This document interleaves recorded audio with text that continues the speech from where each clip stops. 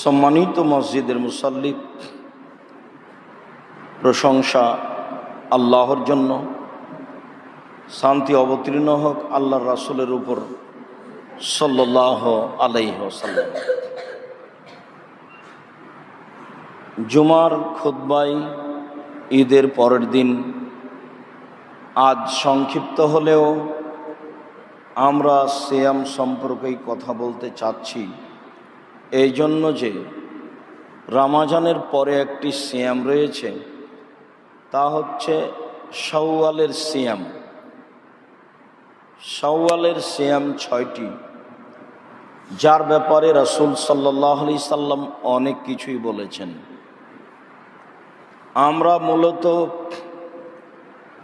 শাওয়ালের সিয়ামকে লক্ষ্য করে আজকের আলোচনা থাকবে নফল সিয়াম সম্পর্কে। এরপরে আমরা খুতবার শেষের দিকে ঈদের দিনের দু একটি কুসংস্কার খুবই খারাপ, যা শরীয়তের অনুকূলে নয়, তা নিয়ে আমরা দু একটা কথা বলবো ইনশাআল্লাহ। আবু সাঈদ খুদরি রাদিয়াল্লাহু তাআলা আনহু বলেন, রাসূল সাল্লাল্লাহু আলাইহি ওয়াসাল্লাম বলেছেন, মান সামা ইয়াওমান ফি সাবিলিল্লাহ বা'দাল্লাহু ওয়াজহান ইন্নারি সাবিনা খরিফা।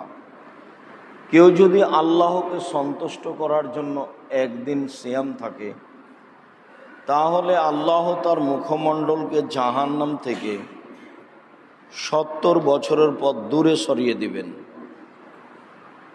আমরা বিভিন্ন সময় একটি বিষয়, বিশেষ করে সিয়াম সম্পর্কে বলেছি যে ইবাদতের জগতে সবচেয়ে দামি গুরুত্বপূর্ণ ইবাদত সিয়াম,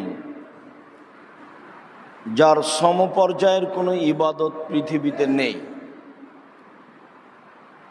ইবাদতের জগতে সবচেয়ে ভিন্ন ধরনের ব্যতিক্রম ইবাদত হলো সিয়াম।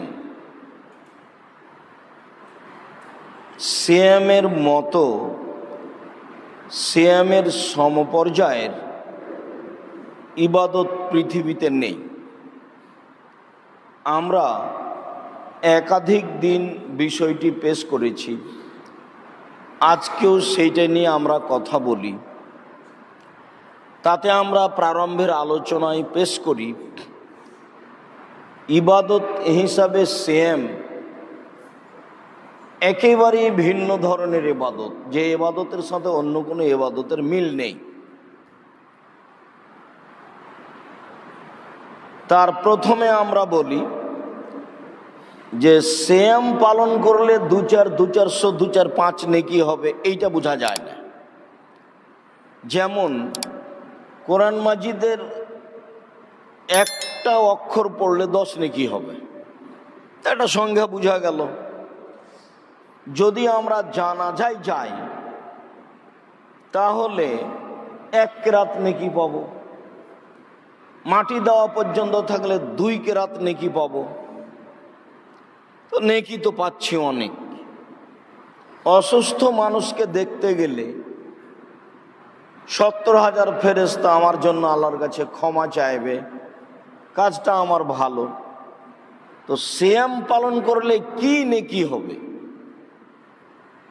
তো সিয়াম পালন করলে কোনো নেকির কথা বোঝা যায় না।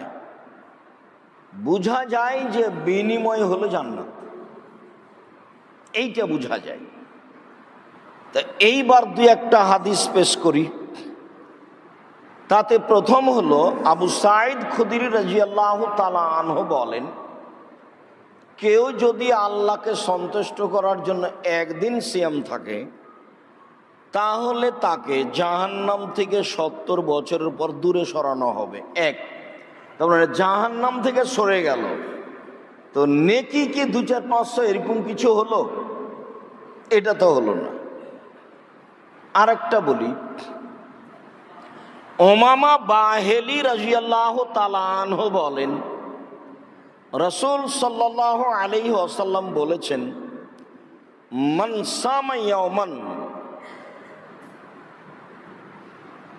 জাআলাল্লাহু বাইনাহু বাইনান নারি খান্দাক কামা বাইনাস সামাই ওয়াল আরদ। কেউ যদি আল্লাহকে সন্তুষ্ট করার জন্য একদিন সিয়াম থাকে, তাহলে তার মাঝে আর জাহান্নামের মাঝে একটা গর্ত খনন করা হবে, যেইটা হবে আসমান জমিনের ব্যবধান 500 বছরের পথ। তার মানে আমি জাহান্নাম থেকে সরে যাব 500 বছর দূরের পথে,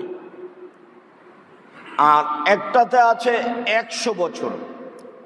তাহলে এক হাদিসে জাহান্নাম থেকে আমি সরে যাচ্ছি 100 বছরের পথ, এক হাদিসে সরে যাচ্ছি 70 বছরের পথ, এক হাদিসে সরে যাচ্ছি 500 বছরের পথ। বলেন তো ফলাফল কি? আমি কি আসলে 2-4-500 নেকি পেলাম, না জাহান্নাম থেকে দূরে চলে গেলাম?